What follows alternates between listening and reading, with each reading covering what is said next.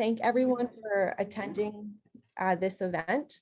My name is Diana Sierra Becerra. I'm an assistant professor in the history department here at the University of Massachusetts, Amherst.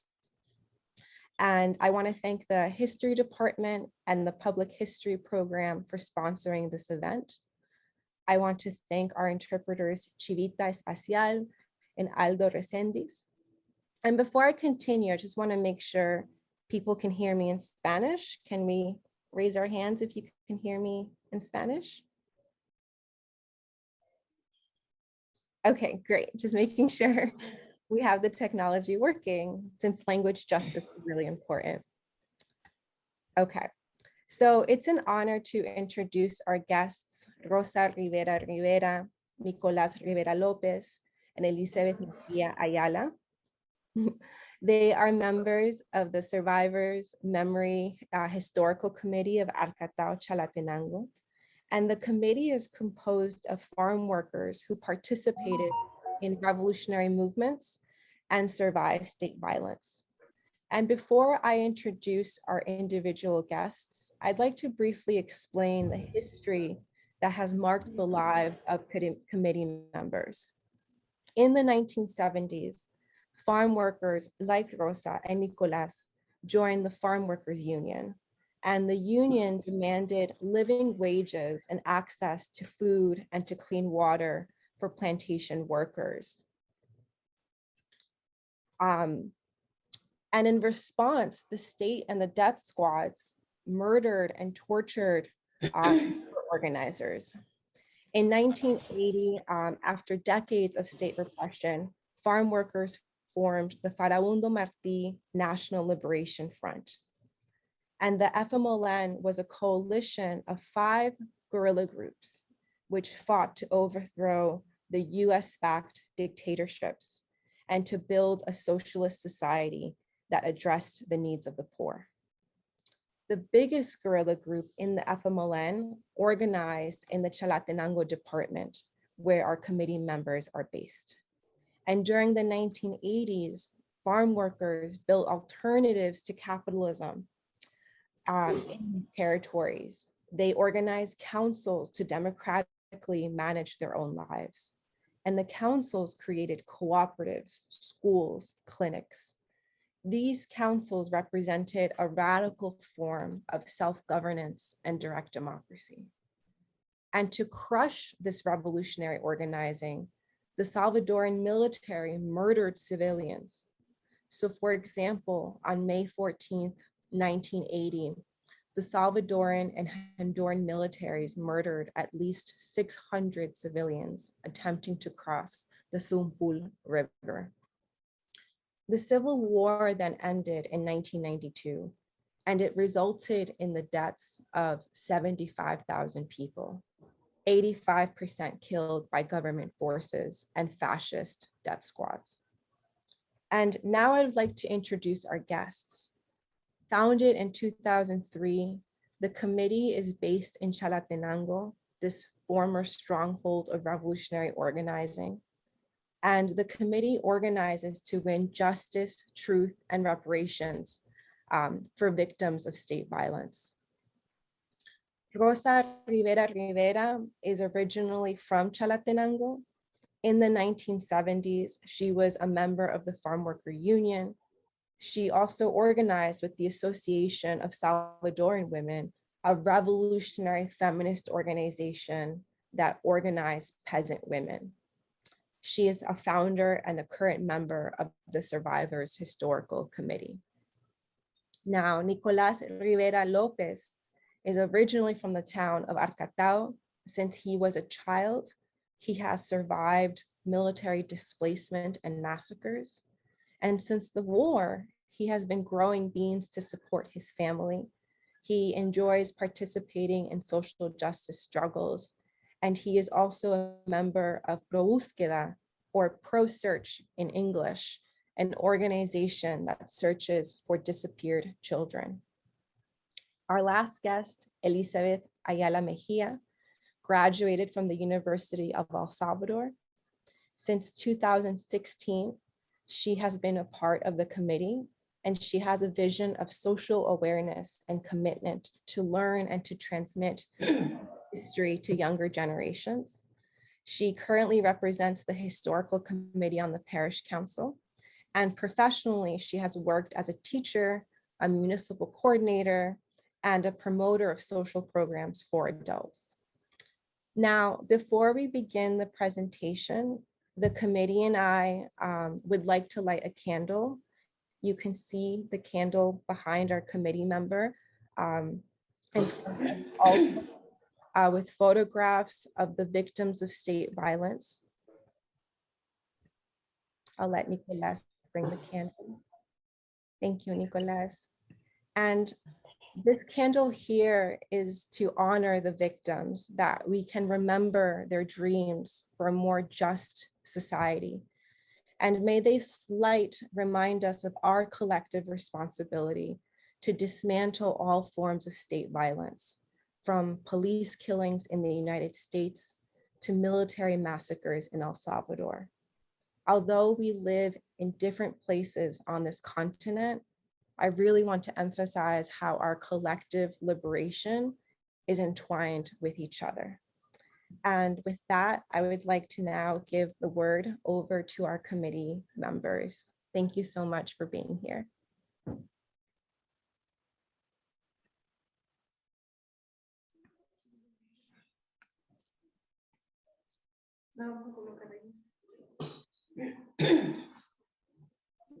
Diana, vamos a compartir para comenzar la primera parte. Diana, we're going to share. To start with, yes, you can start.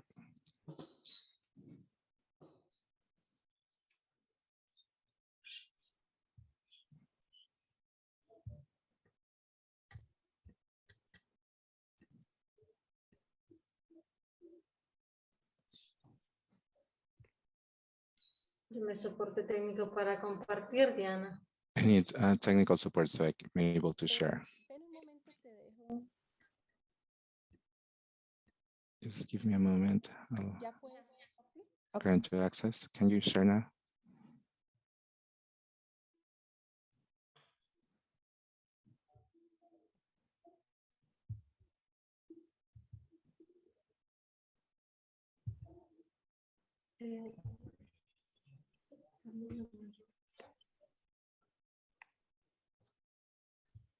¿Ya pueden ver, Diana? Can you see now, Diana? Yes. If you want, you can make the screen bigger so it looks like a presentation. If you go to the, yes, there, perfect.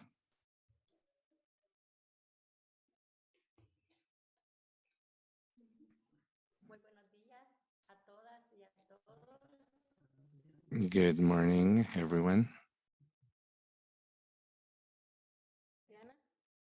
Diana, can you hear me? Yes, yes, we can hear you. It's a pleasure to be here and sharing with each and every one of you. For us as a committee, it is an honor to share from here our lived experiences. Perhaps to start with, I want to emphasize what life was like before for the entire working peasant population, for the working class, the reality that we lived in our country. We lacked basic services such as education, health, housing. We didn't have decent housing. We didn't have drinking water, access to roads. So life was very difficult at that time. That is why many people still today, the majority of older adults, we are illiterate because we didn't have the opportunity to study. So that is the reason why they could use it so easily.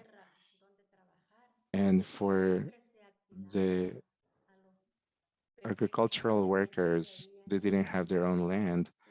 They always had to l- get the land from the landowners, and where they would harvest the crops. So we had to get the water from there. And so it was a very difficult life. When it came to our health, we did not have a health clinic. There was no doctor. The pharmacist played the role of a doctor because the town people would tell the pharmacist their ills, and he is the one who would prescribe medication. And it was a very difficult situation. Besides that, those challenges we faced state repression.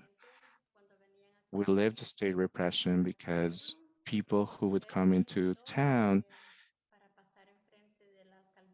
they were mandated to make a sign in front of the municipal building.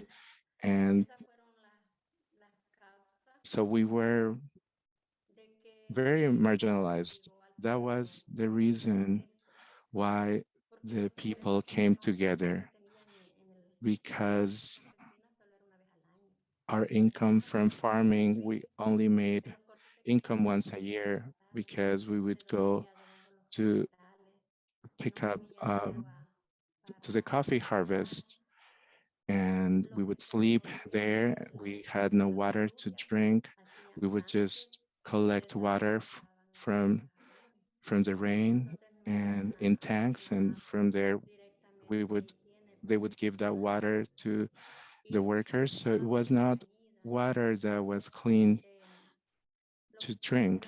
There was no food.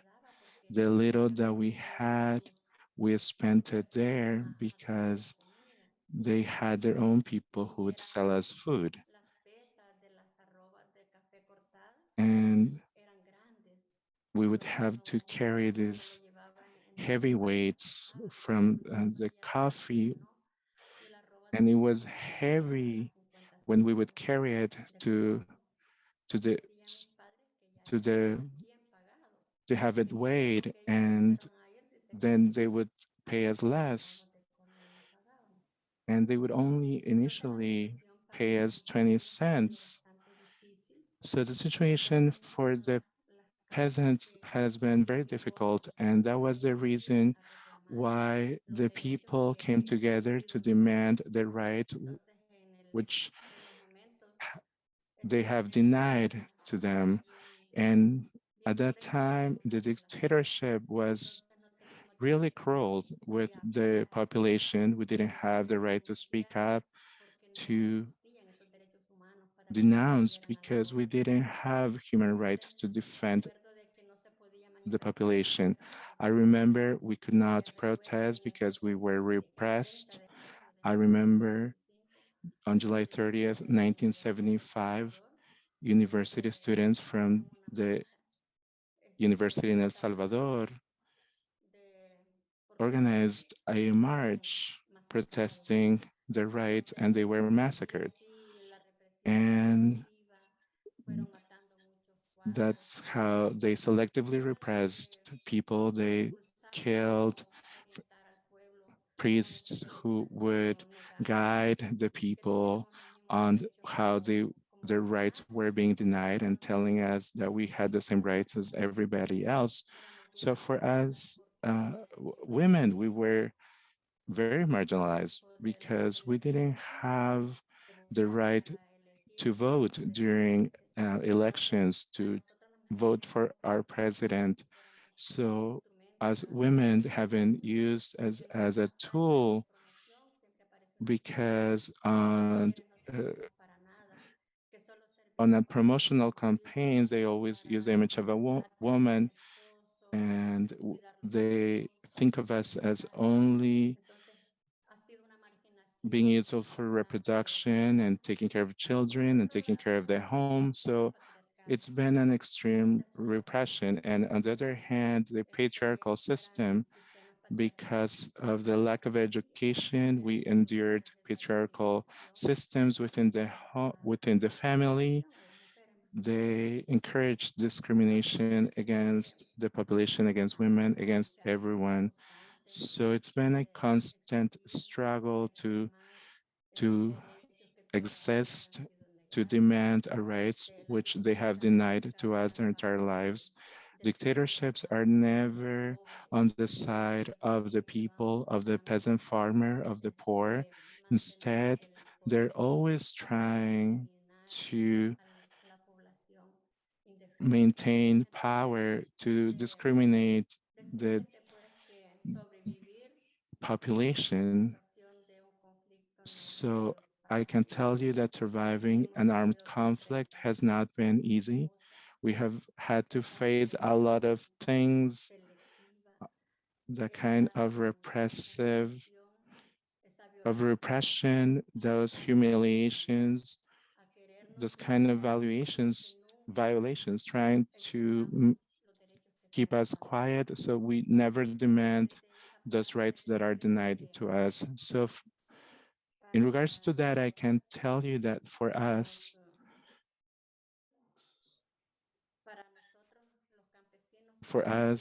peasants, life has been very difficult.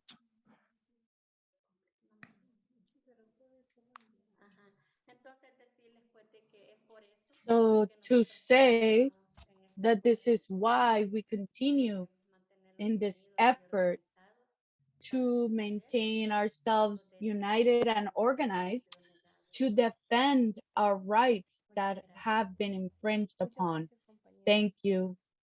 Thank you, compañera. Thank you, comrade.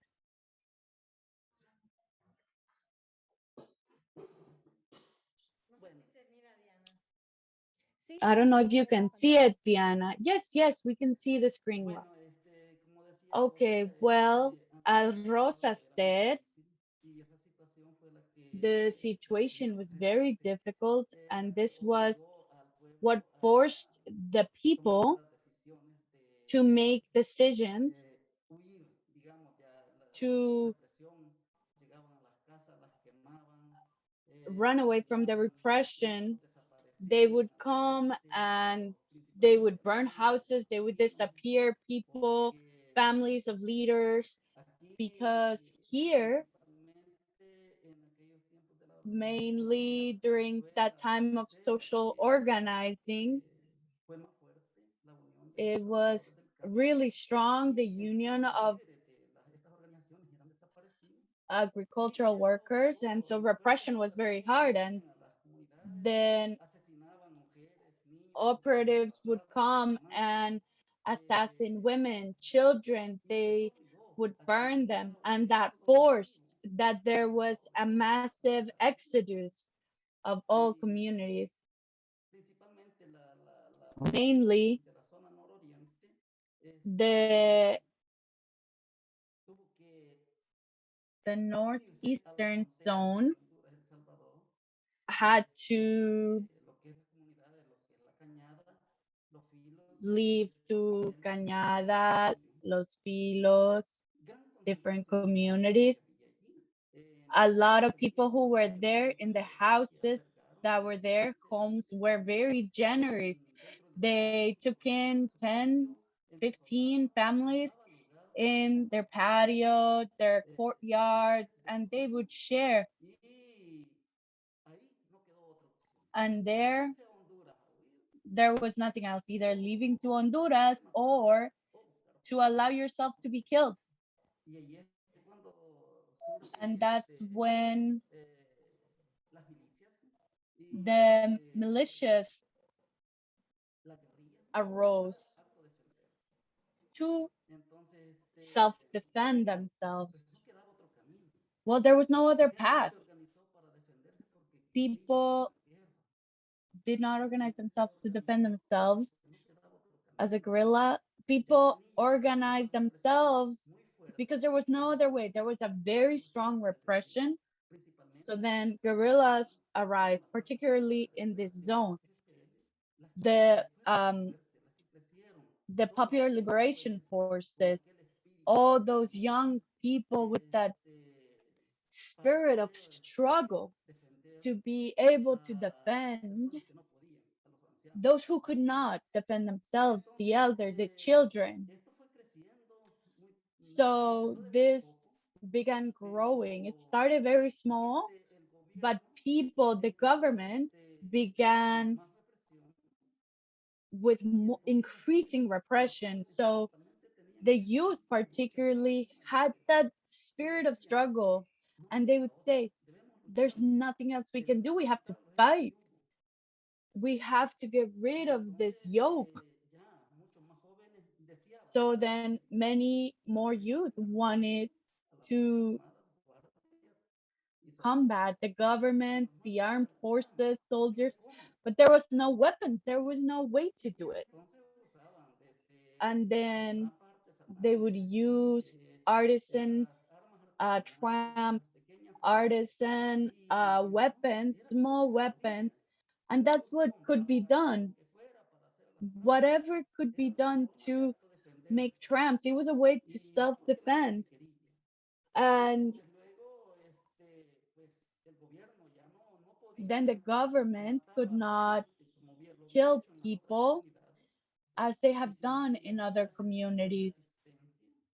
Then there was resistance, and when they begin, that's when they begin with bombing.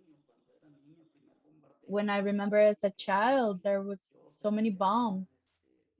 I had only 10 years. I was only 10 years old, and I was a child of 10 years old, and those bombings for first time feeling the airplanes, and they would drop all those bombs. As a child, that was not easy at all to sustain or understand that. How can a government that was supposed to protect its people, its citizenship, was bombarding them, and they fell on their homes wherever they thought people would be. So then the military operations were stronger.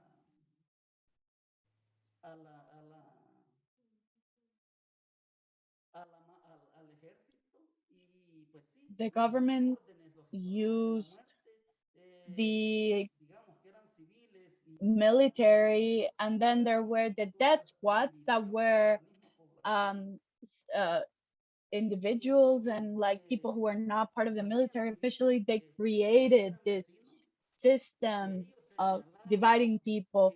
So though then there were people who would point to people who were organizing themselves. Organizing yourself was a crime.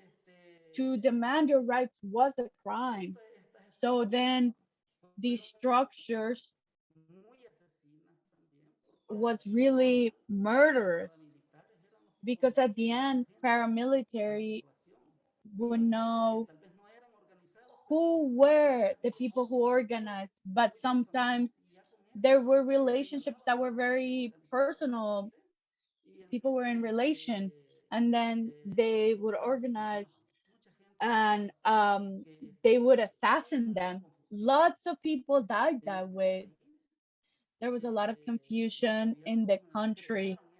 The government created that those systems of repression, the dictatorship created that against Salvadorians. But then the government of the United States had an interest in, because people who was organizing themselves, since it was a crime, they accused them of being communists.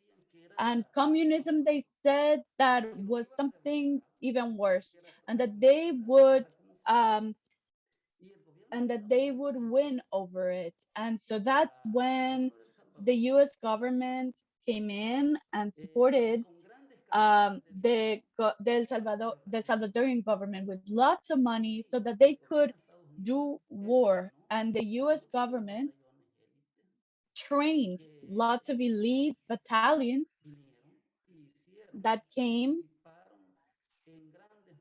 and they participated in large-scale massacres, mainly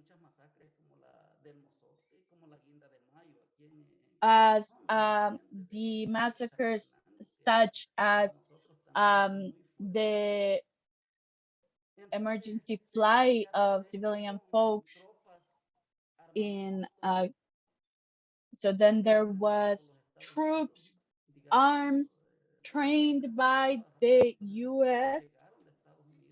There were moments that they arrived from the US, $1 million daily persecution of people who were in controlled zones where the guerrillas had taken control. Even though there was civil population, it was a child, but maybe their parents were organized. I was a child, but my parents were organized, and I had to deal with this. I had to put up with this. So the support of the United States, the taxes of people from the United States came here to cause that pain, to cause those massacres so that children disappeared. It helped. And now many parents, many families suffer that pain of the disappearation of their children, and even now, and their children that have been found in different parts of the world, in the United States, France, Italy. So in that moment, I would say around 84, then military intervention with troops was very strong. And then, even though here, so then the United States really set the the standard for they. We didn't know how they would operate. It was an intervention of lots of people. Many people had to migrate in the United States. Oh, no, no, no, apologies. To Honduras. And it was very difficult.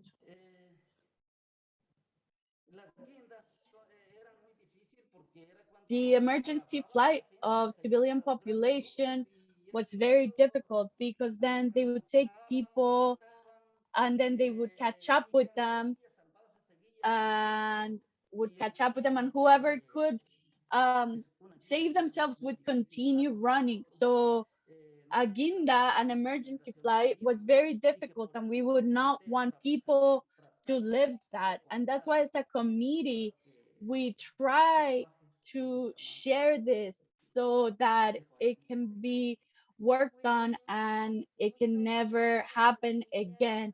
Hello, good morning. It's now that you know a bit of the context, you know the context of what the armed conflict had in our country. We learned how in Arcatao, in the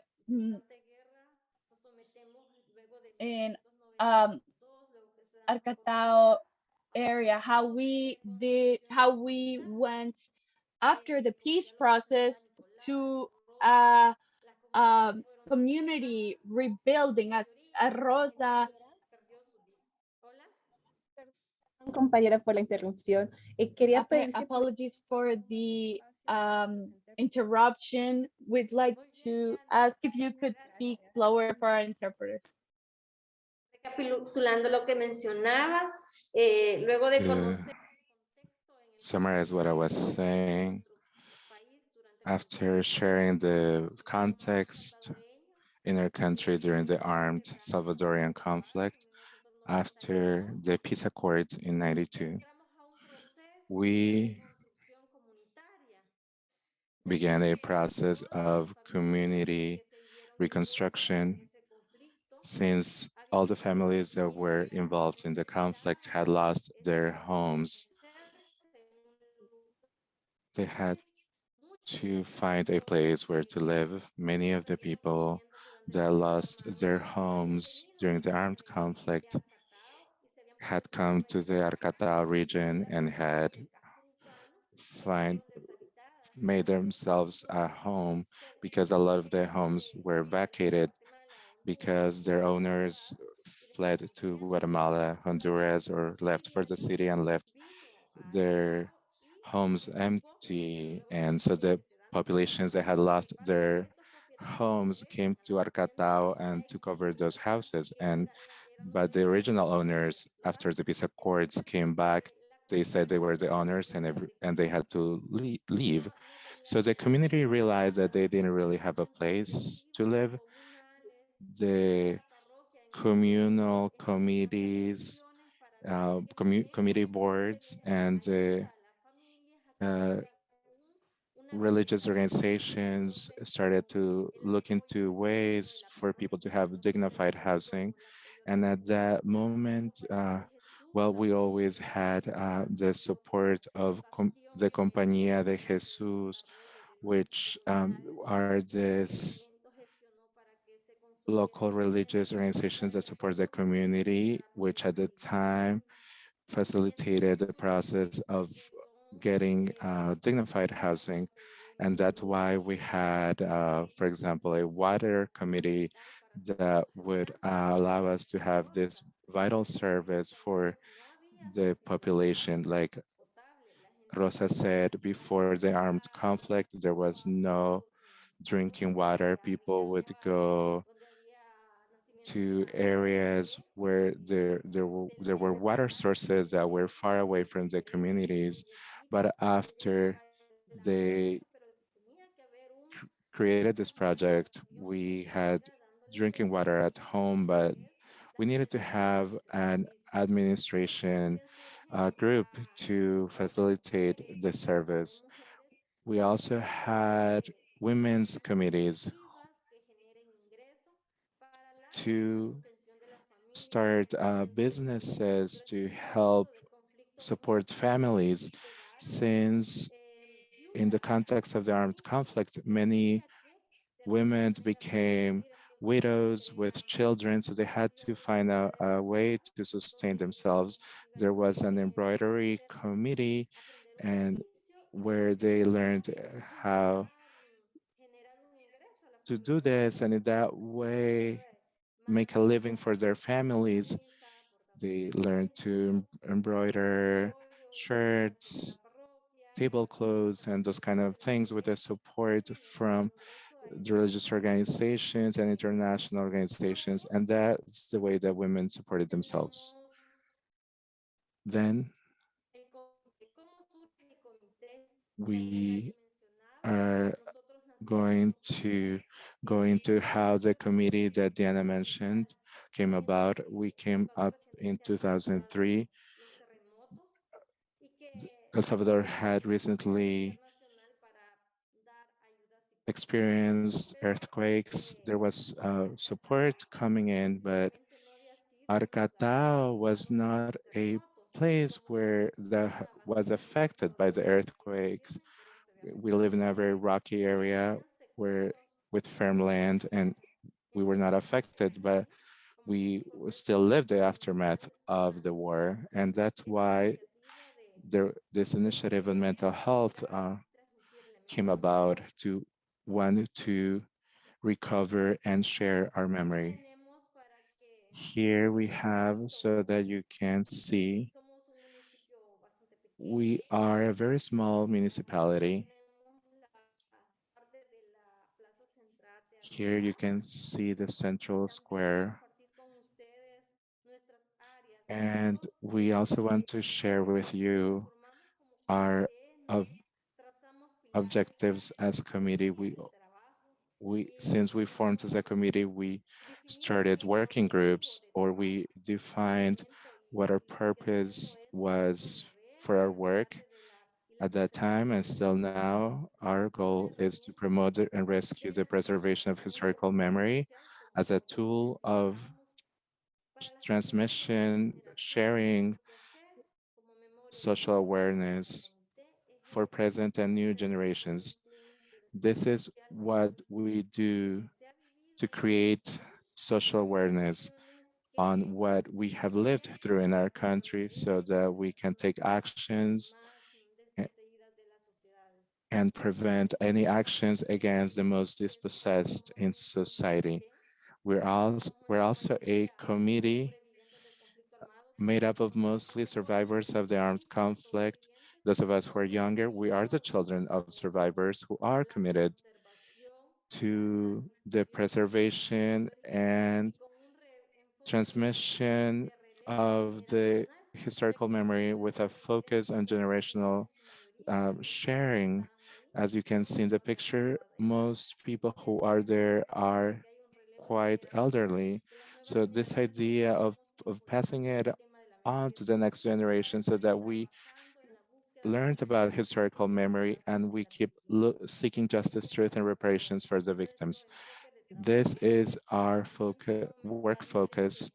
And I can also share that us as the historical memory committee, we have lines of work, which is taking in testimonials, working with different entities that come to us and request support in order to preserve our memories. So uh, we get these resources to have this kind of preservation. We have small support where we have been able to get these testimonies to then publish a small book that tells our story. As you know, there's been many years since the armed conflict. Many survivors are dying, and we have to write down what happened in our country so that people know and share. So that's why we are writing our testimonials. And we also have the museum project. We've been working on this project so that people not only read about what happened in El Salvador, but they come and see with their own eyes what happened in El Salvador, and they can see different pictures that show the the massacres, the the different places where people were murdered, and also the different artifacts used to attack the people. This is what we have in our museum. We have different exhibits. It's small, but we try to summarize our struggle and our survival. We also work on what we call Sanctuary of the Martyrs.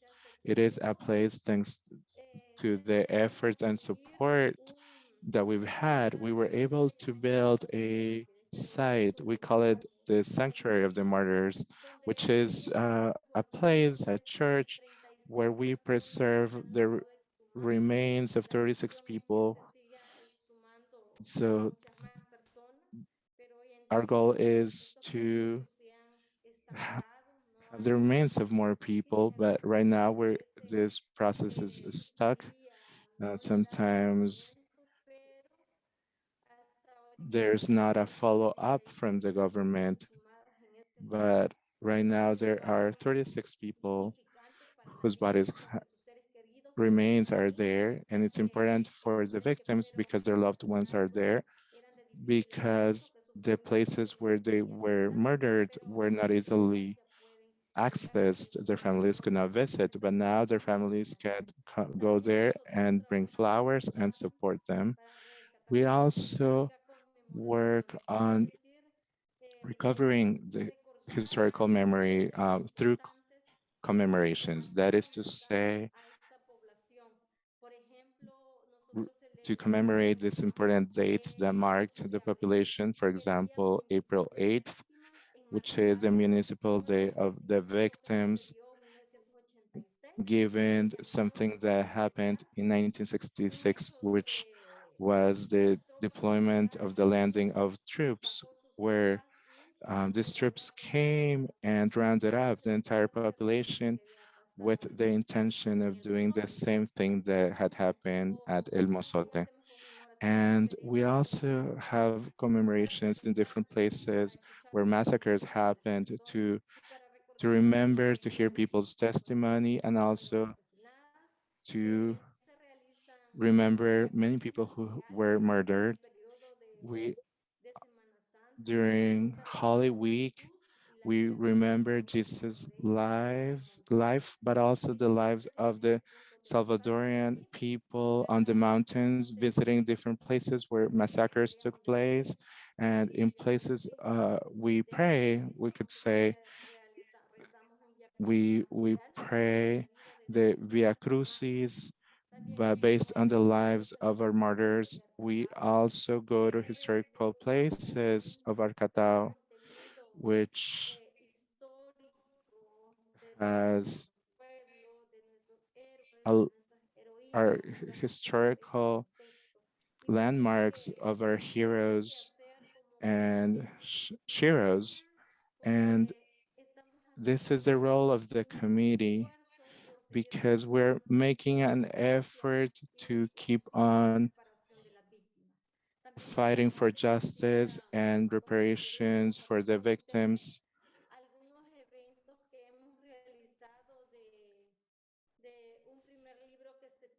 So I would like to share some events that we have carried out. A book about testimonies. It's a book called Aún Luchamos, We Continue to Fight. It was done with the support of the Human Rights Center of Washington. There's a there's a page where it's also incomplete prayers, which you can also learn here a lot of testimonies from Arcatao. We also have the museum project so that you can learn a little bit about it. It's a very humble project, but it has the history of what our people lived. This is part of what we have in the museum. And the right side, you can see the mural of the massacre that Diana mentioned.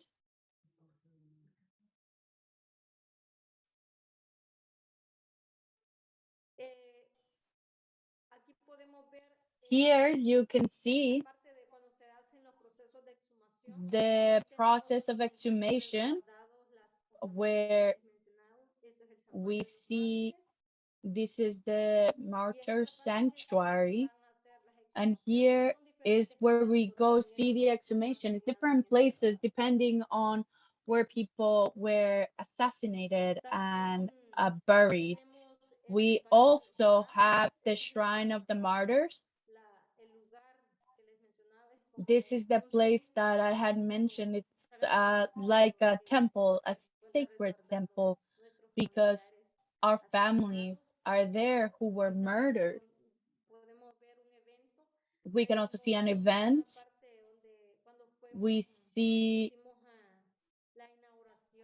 when we did the launch, the inauguration, we had a mass, we held a mass to remember so many people who have been exhumated, and also we don't have a specific place where we can find them, right? So for those we haven't found, also the different commemorations that are held, as I had mentioned, in November, we do a journey, a path, a walk together. We do other types of commemoration also, 8th of April, the Zapote massacre, where the FMLN people died a lot, the negotiation group, and that's the April 3rd. Those comrades who were murdered because they were negotiating. And so that was a massacre that we commemorate. And here we have different commemorative events. Sometimes we develop altars for our victims, and also the doing gratitude rituals for the earth, different fruits, different natural resources that sustain us, and that richness of what the earth provides us, right? And the blood of our martyrs that is there. So here we see different activities connected to memory that we carry out. On the left side, you can see the events that are connected to commemoration. And then you can see the vitrine that has these pieces of clothes. It was um, a mass that was done to honor the life of victims. So this is part of honoring the life of people who were assassinated. And here we have the complementary side of it for people who visit, that they want to know a bit of the history of our places. We do a walk through Cañada, which is the place that it was bombed. It's an important source of support. It was a place of where of harbor for folks that were left their homes, and people are interested in knowing the community organizing history, right? So the work that is done with the new generations, an exchange of memories of oral history, so that the new generations know these histories and they commit and they also empower for the work that we do as the Historical Memory Committee. So it's really a pleasure for us as a committee to share our labor to to maintain this historical memory.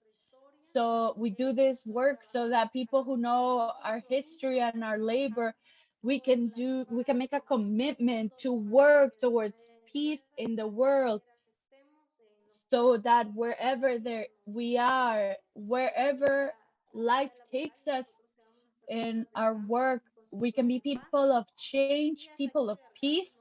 And this is our presentation. Thank you so much for the attention you've given us. We're open now to the questions that you might want to give us. And yeah, thank you so much. Thank you so much, comrades, compañeros. Elizabeth, wanted to ask if you could close your presentation so that we can see you. And then in this moment, I'm going to change to the English channel.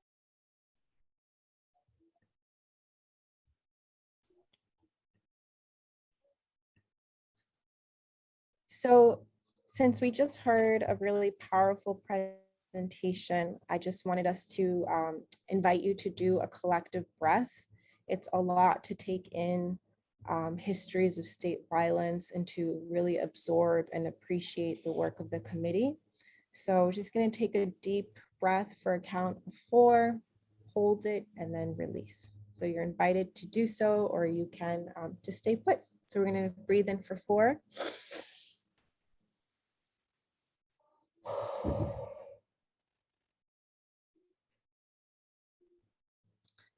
And thank you for joining me.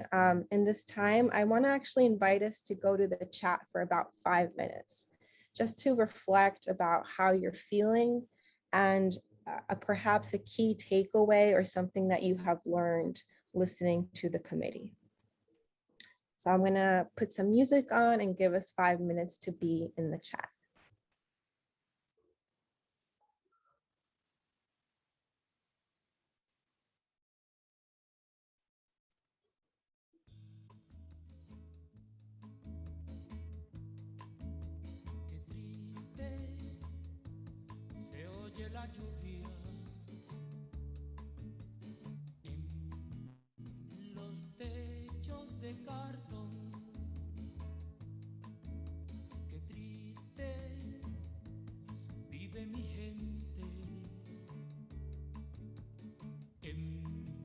las casas de cartón.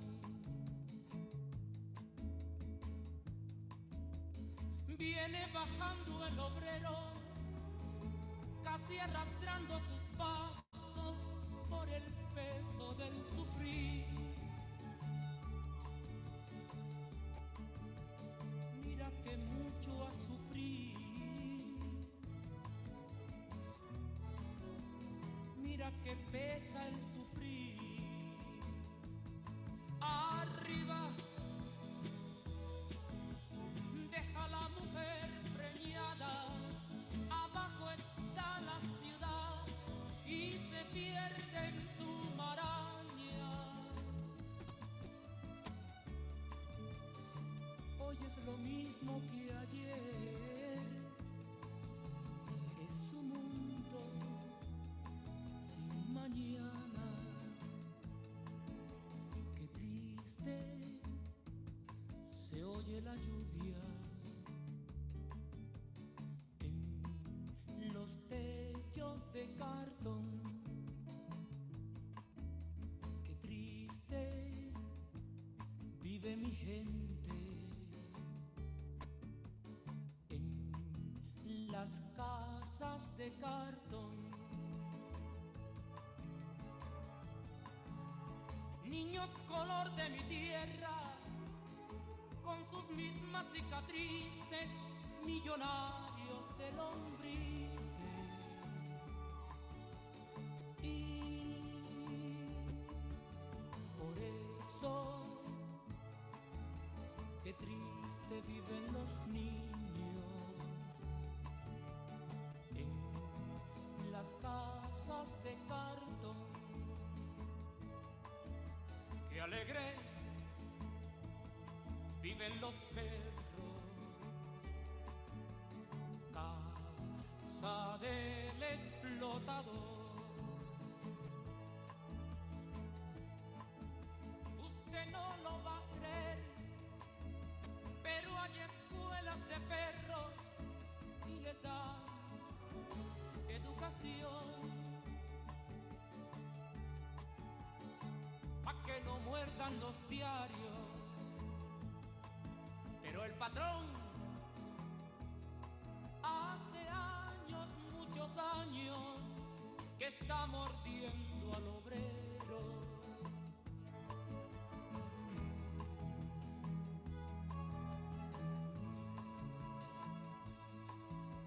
Qué triste se oye la lluvia en los techos de cartón.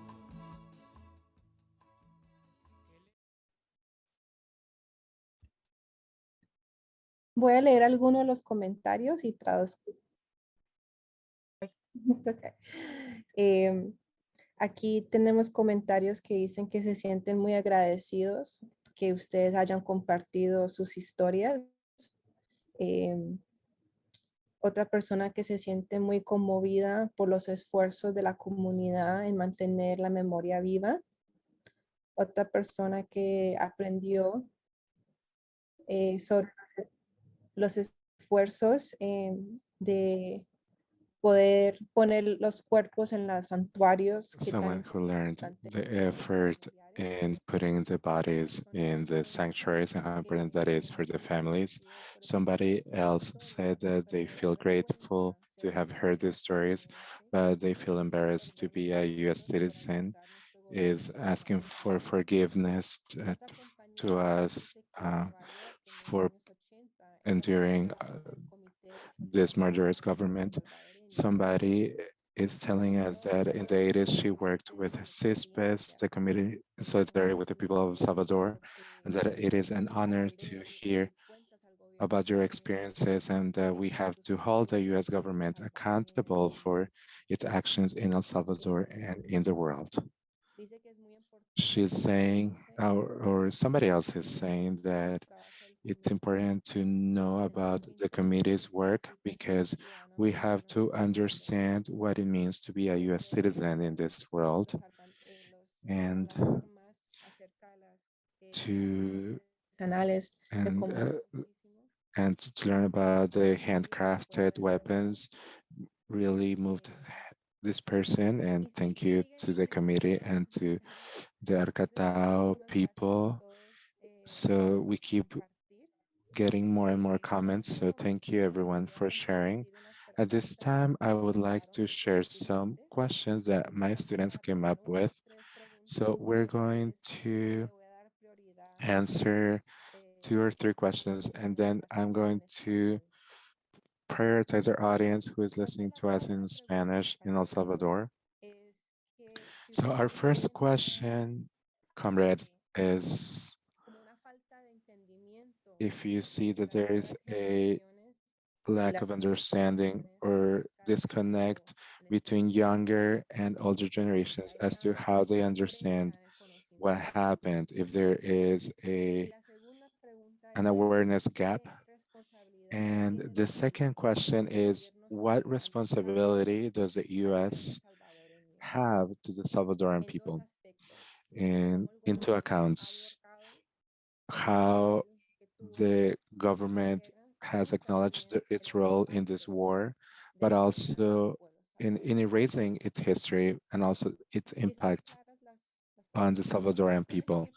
Are the questions clear? Can you correct me? Because I am simultaneously interpreting them from English into Spanish. The second one, Diana. Yes, what is the responsibility of of the US government towards the Salvadoran people since it created the war?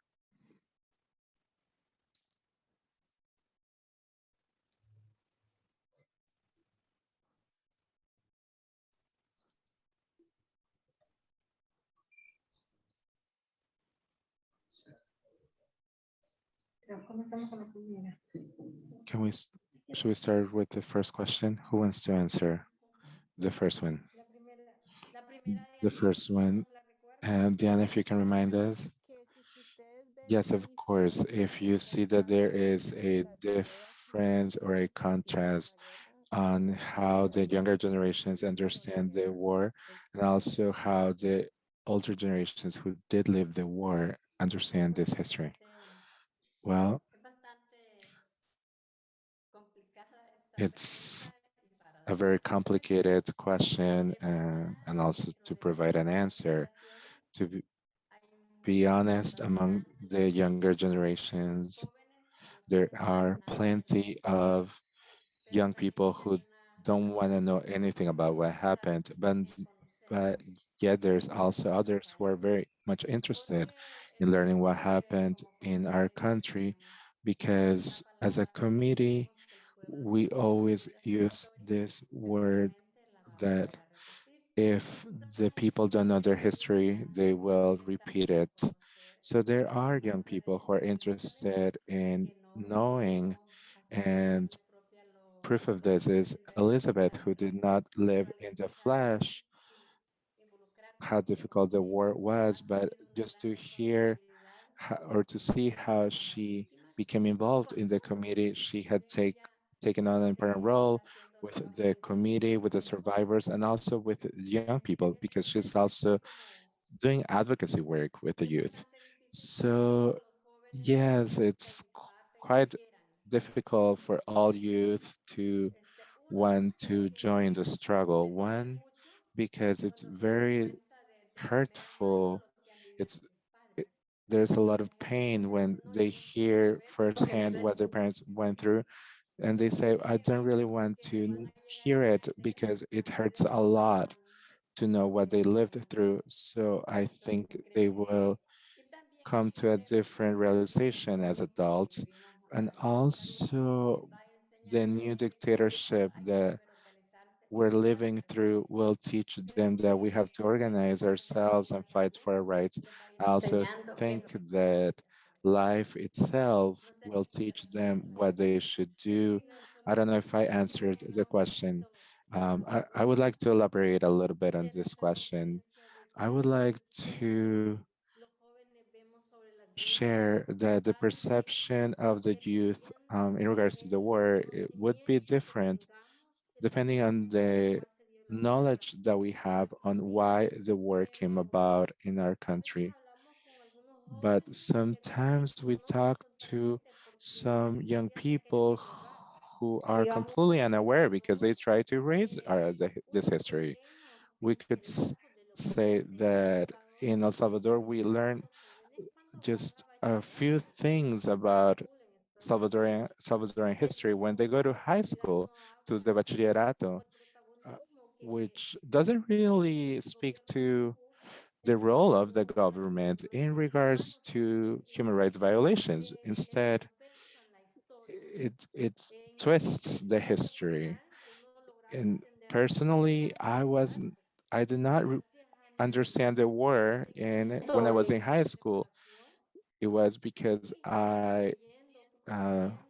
because of my academic formation, uh, I started reading through text. My the perception that I had before and how I saw the war changed the moment that I met and I heard directly from those who survived. And so the perception that people have on the war depends on the knowledge that the youth have in regards to the context and the origin of the war. I'd say that a lot of young people don't care.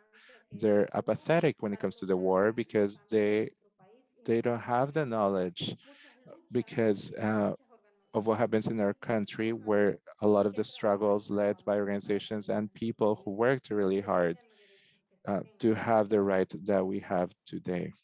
Gracias, compañeras. Thank you so much, comrades, compañeras. We have about 6 minutes more, but I wanted to ask you another question. ¿Cuál es tal vez el What mensaje que is ustedes the tienen para las message nuevas that generaciones? you have for younger Y generations? también ustedes cómo se cuidan And also, how do you su bienestar emocional, care for your especialmente emotional sabemos well-being, your que Rosa, mental nuestra health, compañera Rosa, el compañero particularly Nicolás for vivieron esto en carne our propia. compañeras Y Rosa tenemos and muy Nicolas who garantizado lived poder it seguir firsthand? How do construyendo you esta care memoria y también for tú yourself so that sabes you que can tienes esas continue conexiones familiares sharing this que es memory? cuesta And also, if you compartir. have these family connections, which is very difficult to share. Vaya, sí, yo pienso de que Well, yes, I think that one of the questions, vaya, con lo del mensaje, yo pienso de well, with que, the bueno, message, it nosotros would el be espíritu como sobrevivientes we are de una the guerra spirit tan we have as difícil, survivors of tan such a difícil cruel y war, que dejó such a cientos difficult war de that left hundreds personas muertas, of miles. people dead, thousands. Entonces, muchos familiares Many family members asesinados.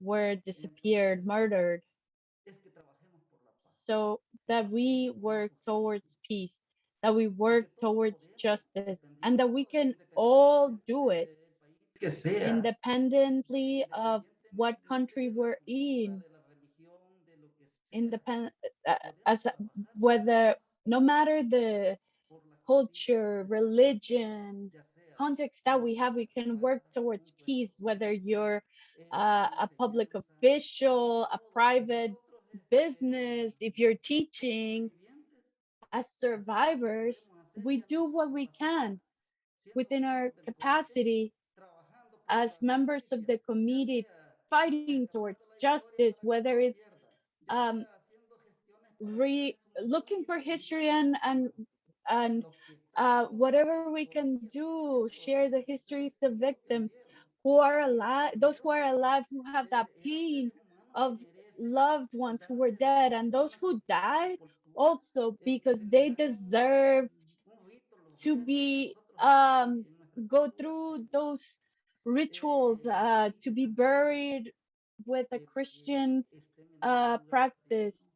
Eso es And darles una vida muy larga porque al final it's a nosotros long nuestra life intención es que se also for us, reconozca la lucha is that we want por the la cual ellos struggle dieron la vida, and the fight to be porque recognized, the reason they peleábamos, gave up their life, eran that they were campesinos, right. eran mujeres, They were peasants, they muchos were murieron women, many of injustamente them died únicamente unjustly por exigir sus just derechos. because they demanded their Entonces, rights. y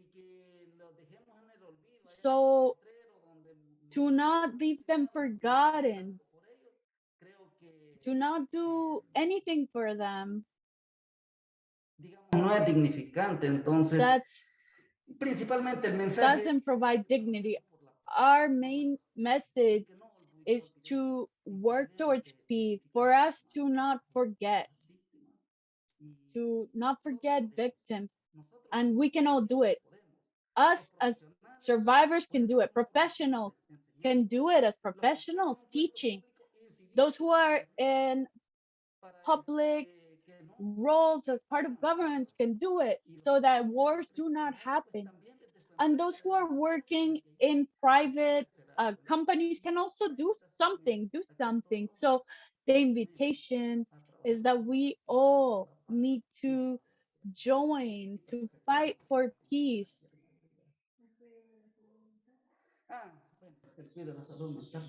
Yes, Yo siento de que con el cuidado de la I salud feel that with the question of mental health for us, this helps us a lot to have these type of spaces to share, because in that way que también nos ayuda a ir we sanando it nuestras helps us heridas. to Que es la palabra begin que healing our no se wounds. sana, pero se aprende a vivir It's con ese something dolor. that Si you don't nosotros fully somos heal, but we conscientes learn how to live queremos with that pain, que las nuevas because as a generaciones community reconozcan que no we nos va a want repetir new cómo generations to tener learn that this not be esfuerzo, esa repeated.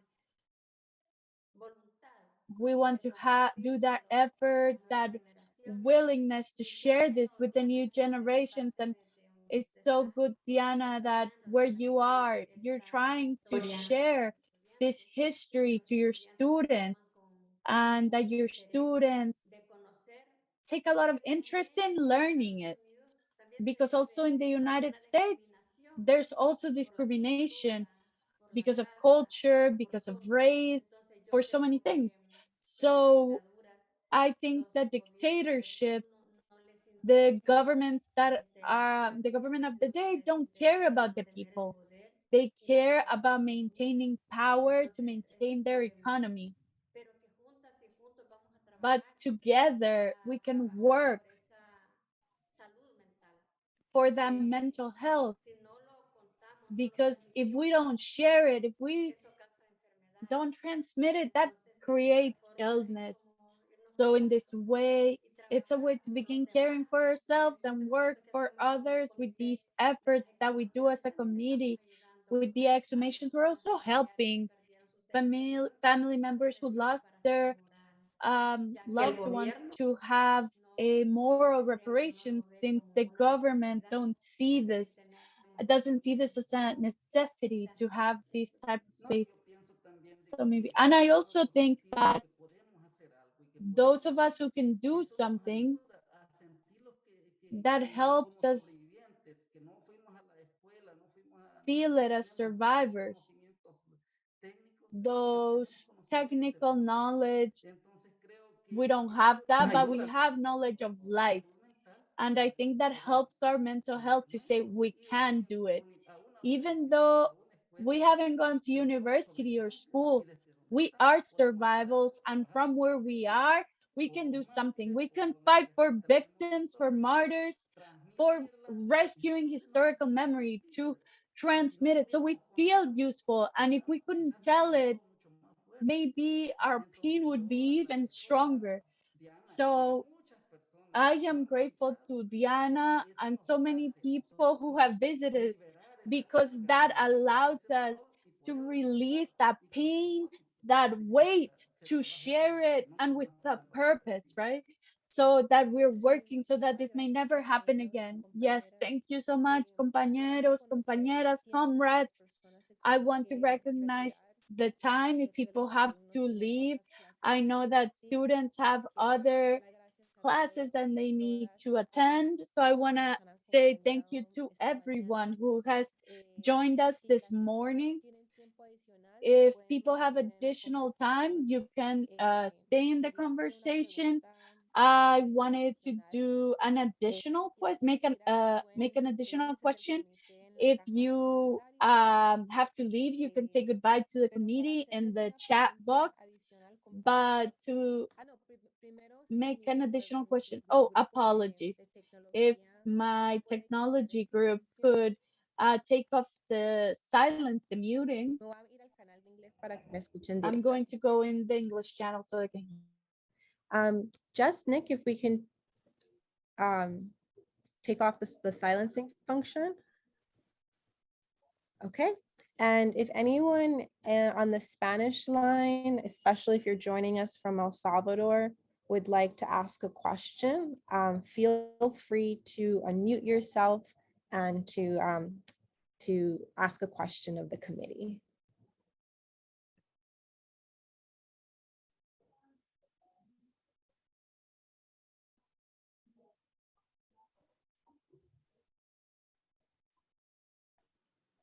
Yo sí tengo una pregunta. I have a question. Did you experience challenges in building the museum because of the controversy of the topic? If you could speak a bit about that.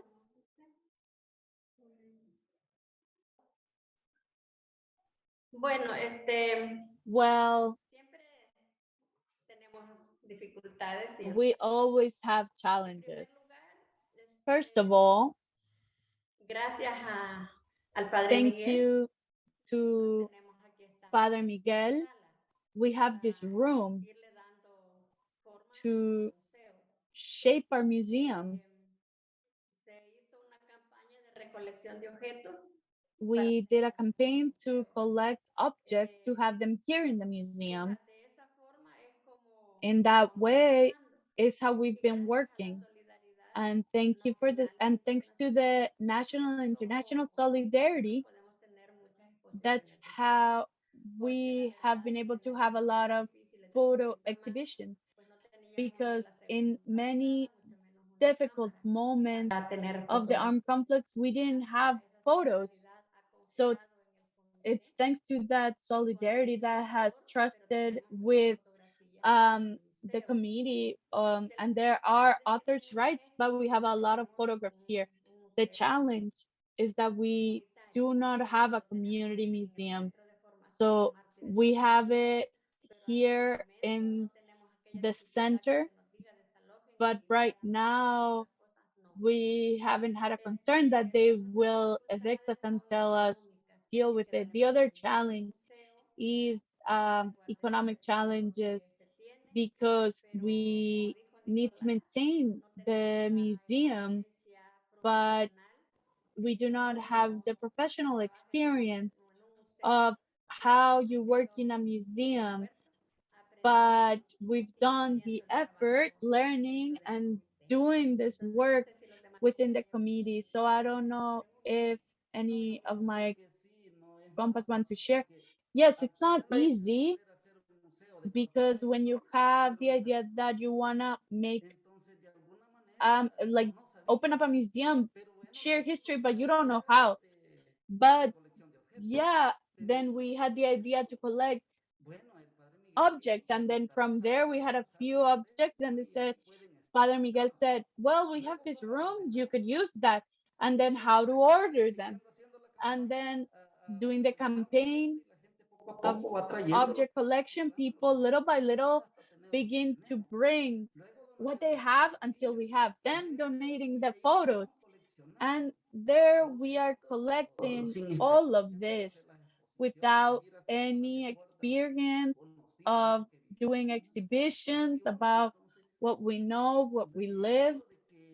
And so we have had difficulties. We continue to have them. The hope is that one day we will have a museum home where we will have the areas we need, and so that things will not be so on top of one another. But we do what we have been able to do with challenges and limitations, but we are walking forward. And that's where we say we can do something. Because if we hadn't done it, if we hadn't set ourselves to do it, we would have nothing. And we set ourselves to do it, and we did it. Thank you so much, compañeros and comrades, and thank you for the question. In this moment, I'm going to close the event because also our interpreters need to go. So I want to say thank you from my heart to share this methodology that is so inspiring, that teaches us a pathway of how to share memory, putting healing, dignity, and justice at the center. And thank you so much to our guests who stayed a little bit longer. And also thank you so much to our interpreters, Aldo and Chivita. It's a very difficult job to do interpretation live. So I just want to send greetings to all and thank you so, so much. Thank you so much, everyone who has been here, who has been listening, and we hope that in another time there are other opportunities to share that are interesting. Thank you so much. Thank you so much. Please take care.